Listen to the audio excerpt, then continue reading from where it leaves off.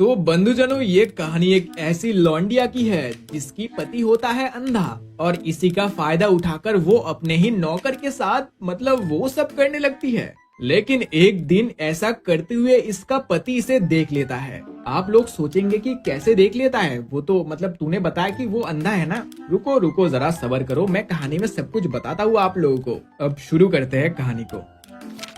तो मूवी की शुरुआत समंदर किनारे बसे एक गांव से शुरू होती है। इस गांव में एक बड़ा सा घर था जिसके साथ ही एक मैसेज सेंटर था, मसाज सेंटर था। ये घर जैक नाम के बंदे का था जिसकी बीवी का नाम अमेलिया था। जैक कुछ देख नहीं सकता था, इसलिए अमेलिया ही उसका पूरा ख्याल रखती थी। दोनों आज आंखों के डॉक्टर के पास जाने वाले थे ताकि जैक किसी तरह फिर से देख सके। कुछ ही देर बाद दोनों डॉक्टर के पास थे। डॉक्टर उन्हें बताती है कि जैक के सारे टेस्ट ठीक हैं, इसीलिए ऑपरेशन के बाद जैक फिर से देख सकता है। उसकी बात सुनकर दोनों खुश हो गए। जैक जल्द से जल्द ऑपरेशन करवाना चाहता था, इसलिए डॉक्टर उसे कुछ दिनों के बाद की ही तारीख दे देती है। डॉक्टर से मिलने के बाद दोनों घर आ जाते हैं। दोनों घर के साथ बना मसाज सेंटर चलाते थे और उसी से इनका घर चलता था। घर आते ही अमेलिया को पता चलता है कि उसने लाइब्रेरी का टेस्ट पास कर लिया है, इसलिए उसे लाइब्रेरी में नौकरी मिल सकती है। वो ये बात जब जैक को बताती है तो वो भी बेहद खुश होता है। कुछ दिनों बाद अमेलिया पास वाले कस्बे की लाइब्रेरी में थी।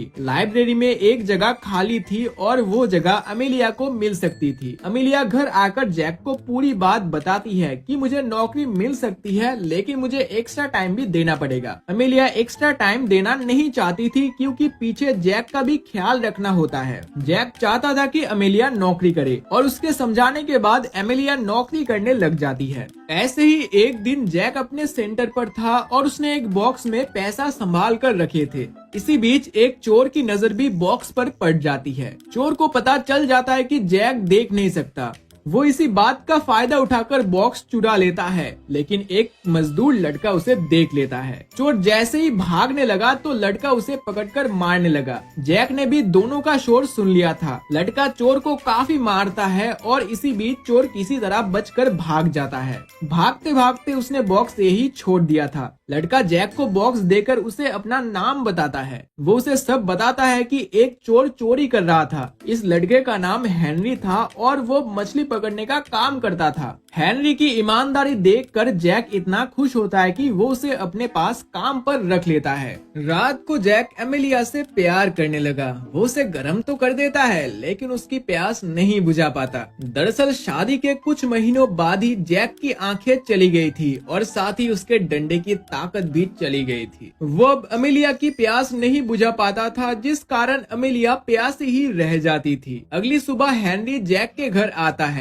अमेलिया इस वक्त बाथरूम में नहा रही थी और हेनरी गलती से उसे देख लेता है। अमेलिया की नजर जब उस पर पड़ती है तो वो उसे भगा देती है। बाहर आकर हेनरी जैक से मिलता है और जैक उसे काम समझाने लगता है। इसी बीच अमेलिया भी कपड़े पहनकर बाहर आ जाती है, जिसके बाद जैक उसे हेनरी के बारे में बताता है। अमेलिया जैक का मजाक उड़ाकर कहती है कि ये साला तो चोर लग रहा है जो हमारे घर में आ गया था। अमेलिया की बात सुनकर हेनरी माफी मांगता है। वो उसे बताता है कि मुझे नहीं पता था कि जैक के साथ उसकी बीवी भी रहती है। इतना कहकर वो काम करने लगा, जिसके बाद जैक अमेलिया को सब बताता है कि कैसे हेनरी ने चोर को मारा था। अमेलिया को हेनरी ठीक नहीं लगा था, इसलिए वो जैक को अपना ध्यान रखने को कहकर अपना काम पर चली जाती है। उधर हेनरी मसाज के लिए ग्राहक ढूंढ रहा था, लेकिन काफी कोशिशों के बाद भी वो सफल नहीं हो पाता। जिसके बाद वो जैक के पास आकर उससे उसकी आंखों के बारे में पूछता है।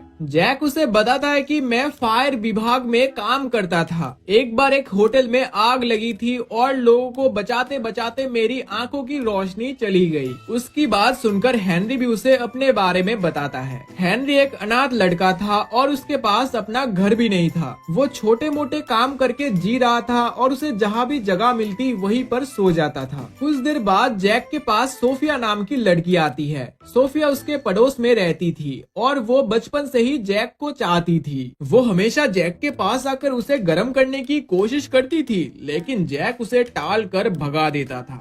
रात को अमेलिया जब घर आती है तो हेनरी उसका स्वागत करता है। हेनरी को घर में देखकर वो हैरान हो गई। जैक उसे बताता है कि हेनरी का कोई घर नहीं है, इसलिए अब से वो हमारे साथ ही रहेगा। जैक की बात सुनकर अमेलिया हैरान हो गई और इसी बीच घर की लाइट चली जाती है। अमेलिया को हेनरी बिल्कुल भी पसंद नहीं था। जैक ने उसे घर में रहने की जगह भी दे दी थी, जिस कारण वो ज्यादा परेशान हो गई थी। अगली सुबह एमिलिया की पीठ में दर्द था और इसी बीच कोई पीछे से आकर उसकी मसाज करने लगा। एमिलिया को लगा कि जैक उसकी मसाज कर रहा है, लेकिन जब उसकी नजर हेनरी पर पड़ती है तो उसे बेहद बुरा भला कहती है। हेनरी को डांटने के बाद वो बाहर आकर बॉक्स देखने लगी, लेकिन बॉक्स में उसे कोई पैसा नहीं दिखता। इसी बीच उसकी नजर हेनरी पर पड़ती है, जो उसकी तरफ आ रहा था और उसके हाथों में काफी पैसे थे। हेनरी से पैसे छीनकर वो उससे पूछती है कि साले तुमने पैसे क्यों चुराए। हेनरी उसे समझाने की कोशिश करता है कि मैंने चोरी नहीं की, मगर एमिलिया उससे कहती है कि तुम छोटे मोटे काम कर इतने पैसे नहीं कमा सकते, तुम पक्का चोर हो तभी तो तुम्हारे पास इतने सारे पैसे हैं। हेनरी सफाई देने की कोशिश करता है, लेकिन एमिलिया उसकी एक नहीं सुनती, उसे काम से निकाल देती है। एमिलिया का शोर सुनकर जैक भी बाहर आ गया। एमिलिया उसे भी बताती है कि हेनरी ने चोरी की है। उसकी बात सुनकर वो कहता है कि मैंने ही हेनरी को पैसे दिए थे ताकि वो घर का राशन खरीद लाए। जैक की बात सुनकर एमिलिया को अपनी गलती का एहसास हो गया, जिसके बाद वो हेनरी को आसपास ढूंढने लगी। जल्दी उसे हेनरी एक वीरान सी जगह पर मिल जाता है, जिसके बाद वो उससे माफी भी मांगती है और साथ ही साथ उससे दोस्ती भी कर लेती है। अब जैसे जैसे दिन बीतने लगे एमिलिया को हेनरी अच्छा लगने लगा। एमिलिया का दिन तो निकल जाता था, लेकिन रात को उसकी प्यास उसे परेशान करती थी। जैक उसकी प्यास बुझाने की कोशिश तो करता, लेकिन बेचारे का डंडा उसका साथ नहीं दे सकता था। कुछ दिनों बाद जैक की आंखों का ऑपरेशन हो जाता है, लेकिन ऑपरेशन के बाद उसे कुछ नहीं दिखता। डॉक्टर उसे समझाता है कि तुम्हें कुछ दिन इंतजार करना होगा, शायद कुछ दिनों बाद तुम्हें दिखने लग जाए। जैक को पूरी उम्मीद थी कि ऑपरेशन के बाद वो ठीक हो जाएगा, मगर ऐसा कुछ नहीं होता, कारण वो बेहद उदास हो गया। उसकी उदासी देखकर एमिलिया भी रोने लगी थी। वो अपनी उदासी दूर करने के लिए हेनरी के पास आ गई, जिसके बाद दोनों मिलकर दारू पीने लगे। दारू पीते पीते दोनों बेहद करीब आ गए। देखते ही देखते दोनों इतना गर्म हो गए कि दोनों एक दूसरे का पानी निकालने लगे। ऐसे ही एक दिन जब हेनरी एमिलिया का पानी निकाल रहा था, तो वो चुपके से एमिलिया की वीडियो भी बना लेता है। थोड़ी देर बाद वो अपने दोस्तों के साथ दारू पी रहा था और उन्हें एमिलिया की वीडियो भी दिखा रहा था। वो उन्हें सब बताता है कि वो कैसे एमिलिया का पानी निकालता है। हेनरी ने इसीलिए वीडियो बनाई थी ताकि वो अपने दोस्तों को दिखा सके और उसके दोस्त उस पर यकीन कर सके। बातों बातों में हेनरी का एक दोस्त एमिलिया की वीडियो अपने फोन में शेयर कर लेता है। अगले दिन एमिलिया लाइब्रेरी में थी। इसी बीच लाइब्रेरी की हेड उसे उसकी प्राइवेट वीडियो दिखाती है। ये वही वीडियो थी जिसे हेनरी ने चुपके से बनाकर अपने दोस्तों को दिखाया था और उसी के दोस्त ने वीडियो इंटरनेट पर डाल दी थी। दूसरी तरफ सोफिया भी जैक के पास आ गई थी। वो उसे एमिलिया की वीडियो के बारे में बताता है, लेकिन जैक उसकी बात पर यकीन नहीं करता। उसे लग रहा था कि सोफिया झूठ बोल रही है ताकि वो एमिलिया को छोड़कर उसके पास चला जाए। सोफिया के जाने के बाद जैक रोने लगा, क्योंकि उसे उसकी बात अच्छी नहीं लगी थी। रोते रोते जब वो चश्मा उतारता है तो उसे सब कुछ दिखने लगता है। जैक का जब ऑपरेशन हुआ था तब तो उसे कुछ नहीं दिखता था, लेकिन आज उसे सब दिखने लगा। उधर एमिलिया काम से वापस आ रही थी और हेनरी को देखकर वो उस पर गुस्सा करती है। वो उसे बताती है कि तुम्हारी गलती के कारण मेरी नौकरी चली गई। हेनरी उसे समझाने की कोशिश करता है कि मैंने वीडियो जरूर बनाई थी, लेकिन इंटरनेट पर नहीं डाली थी, मगर एमिलिया उसकी कोई भी बात सुनने को तैयार नहीं थी। एमिलिया को मनाते मनाते वो उसके घर में पहुंच गया। एमिलिया जब उसकी बात नहीं सुनती तो वो एमिलिया को गर्म करने लग जाता है। जल्दी ही एमिलिया इतनी गर्म हो गई कि वो उसे माफ कर देती है और फिर उसके साथ शुरू हो जाती है। इसी बीच जैक भी घर आ जाता है और वो दोनों को साथ में देख लेता है। वो एमिलिया से बेहद प्यार करता था, लेकिन उसे दूसरे के साथ देखकर उसे एमिलिया पर बेहद गुस्सा आता है। वो गुस्से में आकर अपने ही घर को जला देता है, जिसके अंदर एमिलिया और हेनरी थे।